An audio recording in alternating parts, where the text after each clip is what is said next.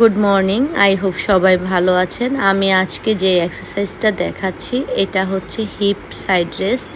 এটার কাজ হচ্ছে হিপের অতিরিক্ত সাইডের ফ্যাট রিডিউস করে হিপটাকে রাউন্ড একটা শেপে নিয়ে আসবে।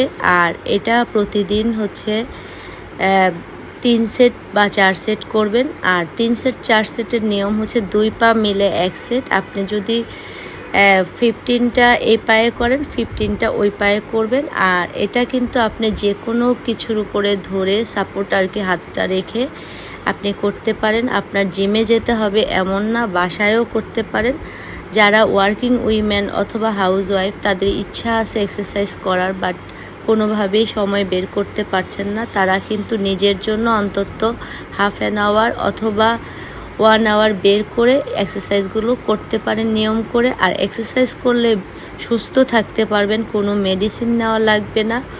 আর যে কোনো ড্রেস আপ করবেন দেখবেন ভীষণ সুন্দর লাগবে।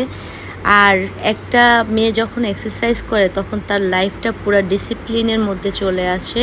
আর লাইফে ডিসিপ্লিনটা অনেক দরকার। আপনি যদি সুস্থ থাকেন অবশ্যই আপনার সব কিছু ডিসিপ্লিন অনুযায়ী চলবে।